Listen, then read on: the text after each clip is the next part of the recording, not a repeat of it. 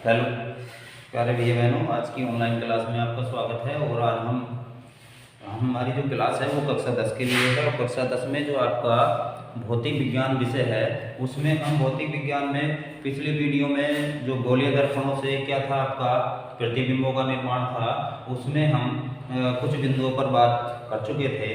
आज की वीडियो में हमारा जो टॉपिक है हमारा क्या है वो है अवतल दर्पण द्वारा प्रतिबिंब का निर्माण। तो अवतल दर्पण द्वारा ये है आपका अवतल दर्पण द्वारा प्रतिबिंब का निर्माण। इसमें क्या है आपका अवतल दर्पण द्वारा प्रतिबिंब का निर्माण। इसके लिए आपकी इसके लिए जो है आपकी ये कंडीशन है आपकी 6 कंडीशन होती हैं। जब सबसे पहली कंडीशन क्या है, सबसे पहली कंडीशन है कि जब वस्तु अनंत पर स्थित हो। ठीक है, ये आपका है जब वस्तु अनंत पर स्थित हो। अगर वस्तु आपकी अनंत पर स्थित है तब आपका जो प्रतिबिंब है वो कहाँ, यानी प्रकृति, जो प्रतिबिंब है प्रतिबिंब की प्रकृति कैसी होगी, कैसा प्रतिबिंब बनेगा। तो इसमें आपका अवतल दर्पण के लिए पहली कंडीशन ये है जब वस्तु अनंत पर स्थित हो। दूसरी है जब वस्तु वक्रता केंद्र तथा अनंत के बीच, जब वस्तु वक्रता केंद्र तथा अनंत के बीच स्थित हो। तीसरी कंडीशन है आपकी जब वस्तु वक्रता केंद्र पर हो। चौथी कंडीशन है आपकी जब वस्तु फोकस तथा वक्रता केंद्र के बीच, यानी कि जो आपका मुख्य फोकस है, फोकस बिंदु और वक्रता केंद्र दोनों के मध्य में कह सकते हैं, दोनों के बीच में हो। पांचवी कंडीशन है आपकी जब वस्तु मुख्य फोकस पर हो केवल। छठी कंडीशन है आपकी जब वस्तु क्या है ध्रुव तथा मुख्य फोकस के बीच हो।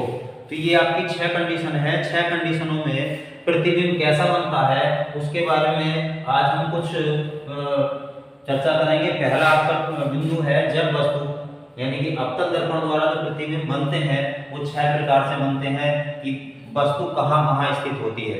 इसमें है जब वस्तु अनंत पर स्थित हो।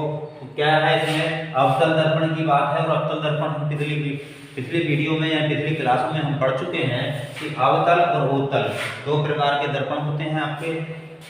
अवतल दर्पण की बात कर उत्तल दर्पण की बात करते हैं तो उत्तल दर्पण आपका इस प्रकार से बनता है कि इसका जो है ये जो भाग होता है उभरे हुए भाग पर पॉलिश होती है। ठीक है, अब इसका जो मध्य बिंदु है वो क्या कहलाएगा आपका, इसका ध्रुव कहलाता है। किसका, दर्पण का ध्रुव कहलाता है। ये है आपका, इसको बोलते हैं क्या, मुख्य अक्ष बोलते हैं। क्या बोलते हैं हम, मुख्य अक्ष। क्योंकि पिछली वीडियो में हम इन बिंदुओं पर बात कर चुके हैं, पढ़ चुके हैं सारा कुछ कि ध्रुव क्या होता है। ध्रुव को P से या O से डिनोट करते हैं। उसके बाद यहाँ जो गोलीय दर्पण है इस प्रकार से कह सकते हैं, ये जिस भी खोखले गोले से निर्मित होगा, ऐसे कह सकते हैं जिस खोखले गोले से निर्मित होगा उसका क्या होता है, उसका मध्य बिंदु जो होता है खोखले गोले का मध्य बिंदु जो होता है, तो मध्य बिंदु यहाँ कहीं होगा। और ये क्या होगा आपका, ये होगा आपका वक्रता केंद्र। इसे हम C से डिनोट करते हैं, इसे हम C से डिनोट करते हैं। तो इसको इस प्रकार से, ये आपका जो है ये हो गया आपका वक्रता केंद्र। और यहाँ जो होगा वक्रता केंद्र और ध्रुव के मध्य जो होता है आपका वो होता है फोकस बिंदु F। अब क्या है, जब वस्तु, बात चल रही है जब वस्तु अनंत पर स्थित हो। तो जब अनंत पर स्थित है तो अनंत पर स्थित होने के लिए क्या है आपका, वस्तु यहाँ, यानी कि वस्तु का जो प्रतिबिंब बनेगा, हम जानते हैं कि अनंत का मतलब होता है हमें नहीं पता कि कहाँ वस्तु है। अगर वस्तु का प्रतिबिंब, अगर वस्तु दिखाई देती है तब तो उसका प्रतिबिंब हमें दिखाई देगा। अगर वस्तु हमें दिखाई नहीं देती है यानी कि अनंत की बात कर रहे हैं, तो वस्तु हमें अगर दिखाई नहीं देती है तो उसका प्रतिबिंब हमें दिखाई नहीं देगा। तो इसमें क्या है, ये मान लिया कि वस्तु हमारी यहाँ है, कोई ये वस्तु है, ये रखिए आपकी वस्तु, ठीक है, ये क्या है आपकी वस्तु, और ये यहां से क्या होता है, ये वस्तु कहाँ है, अनंत पर है। जब अनंत पर है तो अनंत पर जब वस्तु होती है तो प्रकाश की किरणें कहां से आएंगी, अनंत से चलेंगी। जो दो प्रकाश किरण है आपकी वो अनंत से चलना शुरू करती है। इस प्रकार से एक किरण आपकी ये चलती है और ये जो है मुख्य फोकस यानी फोकस बिंदु से होकर के चली जाती है। और ये प्रकाश किरण जब मुख्य फोकस से होकर के जाएगी तो क्या है, ये हम पढ़ चुके हैं, कोई प्रकाश किरण जब फोकस बिंदु से जाती है और जाने के बाद जब आपकी दर्पण से क्या होती है, परावर्तित होती है, और परावर्तन के पश्चात कहाँ चली जाती है, वो मुख्य अक्ष के समांतर इस प्रकार से चली जाती है, यानी कि इधर की तरफ, इधर को, ये मुख्य अक्ष है, मुख्य अक्ष के समांतर चली जाती है। अब क्या है आपका दूसरी प्रकाश किरण है, वो कहां से जाएगी, लेकिन ये दोनों ही प्रकाश किरणें क्या होती हैं, दोनों प्रकाश किरणें समांतर होती हैं और ये समांतर इस प्रकार से आएगी और ये जो है यहाँ इस प्रकार से दर्पण पर जाकर के दोनों प्रकाश किरणें जो होती हैं वो समांतर होंगी, समांतर किरणें होंगी। और इस प्रकार से ये क्या होगी, ये हम पढ़ चुके हैं कि कोई भी प्रकाश किरण जब कहां से जाती है, वक्रता केंद्र से जाती है, तो वक्रता केंद्र से जाने के बाद क्या होता है, और दर्पण पर जाकर के वो क्या करती है, परावर्तित होती है। तो वो वस्तु क्या होती है, मणि किरण जो होती है वो दर्पण पर अविलंब होती है, और अविलंब होती है तो अविलंब 90 डिग्री का कोण बनाता है। तो इसलिए वो क्या होता है, उसी मार्ग से, यानी कि जिस मार्ग से आई थी और परावर्तित होने के बाद उसी मार्ग से वापस चली जाती है। अब आपका ये वस्तु मान ली हमने, ए भी मान लो वस्तु है, ए भी वस्तु है, और आपका यहाँ जो है आपका, अब जो दोनों किरणें परावर्तित होने के बाद वो कहाँ मिलती हैं, इस प्रकार से कह सकते हैं, ये ऐप को ध्यान लिख लो थोड़ा सा, इस प्रकार से ये आपका आएगा, ये होगा आपका ये जो प्रकाश किरणें होंगी इस प्रकार से परावर्तित होंगी, इनका जो बनेगा आपका ये इस प्रकार से समांतर चलेंगे, समांतर चलने के बाद जो है वो आपका यहाँ ऐसे काटेंगी और ये इसी मार्ग पर चली गई और ये यहाँ आकर के इस प्रकार से ये जो बना ये आपका इसका इस वस्तु का प्रतिबिंब बनेगा, ठीक है। अब क्या है, ये आपका वक्रता केंद्र है, ये फोकस बिंदु है, इसका नाम दे सकते हैं हम आई डैश कर लो। ये पहली कंडीशन है कि जब वस्तु अनंत पर स्थित होती है, तो अनंत पर स्थित होने के बाद देखो वस्तु का प्रतिबिंब, अगर वस्तु दिखाई दे रही है तो उसका प्रतिबिंब भी दिखाई देगा, और वस्तु दिखाई नहीं देती है तो उसका वस्तु का प्रतिबिंब भी हमें दिखाई नहीं देगा। इस प्रकार से क्या है कि इसकी डेफिनेशन में लिख सकते हैं कि जब क्या है, वस्तु आपकी वस्तु क्या है, वस्तु जो है दर्पण से अनंत दूरी पर है, तो अनंत दूरी पर है, तो इसमें क्या है कि बिंदु कह सकते हैं बी, जब ए भी वस्तु अनंत पर है तो बिंदु यानी बी से आने वाली जो प्रकाश किरणें हैं वो समांतर होंगी, ऐसे लिख सकते हैं, बी से आने वाली जो किरणें हैं, बी से आने वाली किरणें आपस में समांतर होंगी। यहाँ लिख सकते हैं बी से, यानी कि ये कह सकते हैं वस्तु या बिंदु बी से आने वाली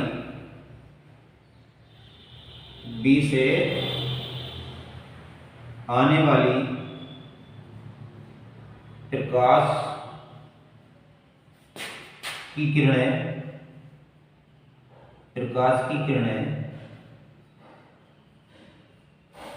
समांतर होंगी। कैसी होंगी? समांतर होंगी।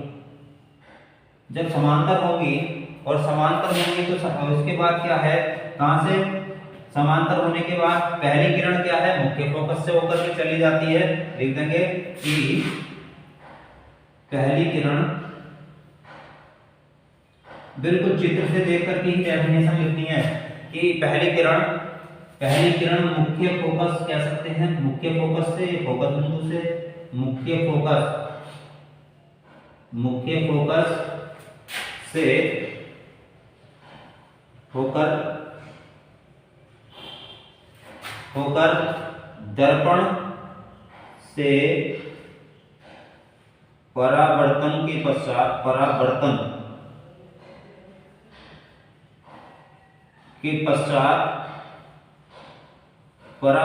पश्चात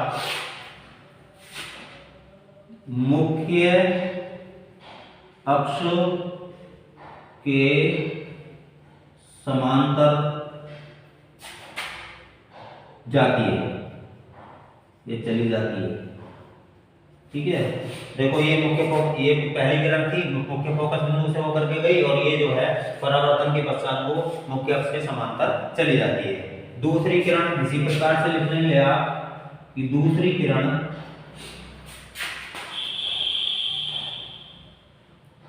किरण क्या है, वक्रता केंद्र से जाती है। दूसरी किरण वक्रता केंद्र C से जाती है तथा परावर्तन के बाद कह सकते हैं या पश्चात कह सकते हैं, परावर्तन के पश्चात उसी मार्ग से वापस चली जाती है।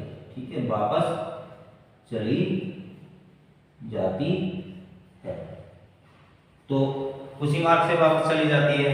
अब दोनों प्रकाश किरणें जहां एक दूसरे परावर्तन के पश्चात, अब ये यहाँ है, इस बिंदु पर क्या है, एक ये है और ये है, इसका परावर्तन ये हुआ, ये इधर, भाई ये भी इधर परावर्तन के पश्चात जा रही है और ये इधर वो परावर्तन के पश्चात जाती है, तो दोनों किरणें परावर्तन के पश्चात जिस बिंदु पर मिलती हैं, उस बिंदु को मिलाने पर जो भी हमें मिलता है वहां उस बिंदु पर कह सकते हैं कि दोनों परावर्तन के पश्चात जो दोनों किरणें हैं परावर्तन के पश्चात जिस बिंदु पर मिलती हैं, उस बिंदु पर उस वस्तु का क्या बनता है, प्रतिबिंब बनता है।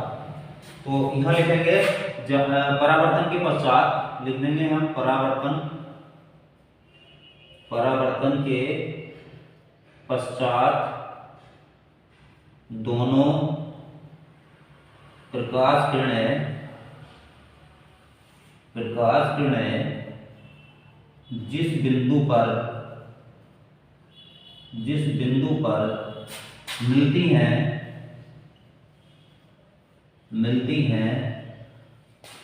उस बिंदु पर, यहां लिख देता हूं, उस बिंदु पर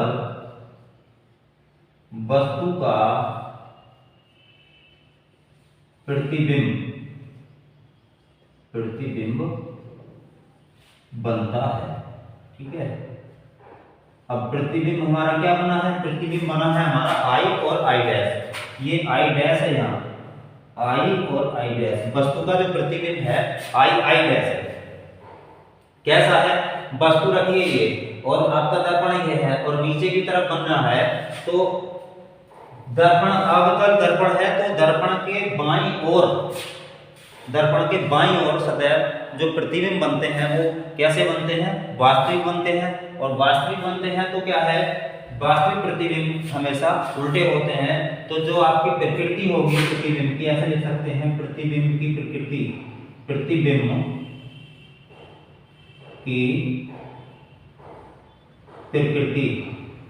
कैसी होगी, जो वस्तु का प्रतिबिंब जो होगा वो जब वस्तु अनंत पर होगी तो प्रतिबिंब दिख रहा है कैसा, उल्टा, वास्तविक, क्योंकि जब वस्तु अगर आपकी दर्पण से बाईं ओर है तो उस वस्तु का प्रतिबिंब हमेशा वास्तविक बनता है, और वास्तविक प्रतिबिंब हमेशा कैसे होते हैं, उल्टे होते हैं और वस्तु से छोटे होते हैं।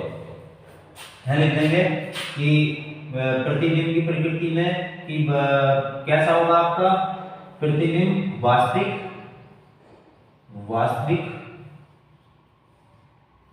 उल्टा तथा वस्तु से छोटा होगा। ठीक है, तो ये एक बिंदु हुआ हमारा कि जब वस्तु अनंत पर है स्थित है, तब क्या है आपका प्रतिबिंब दो प्रकाश किरणें जो अनंत से चलती हैं, एक मुख्य फोकस से होकर के चली जाती है, दूसरी वक्रता केंद्र से जाती है। पहली वाली मुख्य फोकस से जाती है तो परावर्तन के पश्चात, ये हम पिछली वीडियो में पढ़ चुके हैं, जब कोई प्रकाश किरण मुख्य फोकस से गुजरती है यानी फोकस बिंदु से गुजरती है तो वो एक्स अक्ष के मतलब मुख्य अक्ष के समांतर चली जाती है। दूसरा क्या है आपका, जो कोई प्रकाश किरण वक्रता केंद्र से गुजरती है तो क्या होती है, उसी मार्ग से वापस हो जाती है, अविलंब किरण जिसको हम बोलते हैं। इसी प्रकार से दोनों परावर्तन के पश्चात दोनों किरणें जिस बिंदु पर मिलती हैं उस बिंदु पर वस्तु का प्रतिबिंब बनता है। इस प्रकार से ये आपका एक पॉइंट आपका क्लियर हुआ।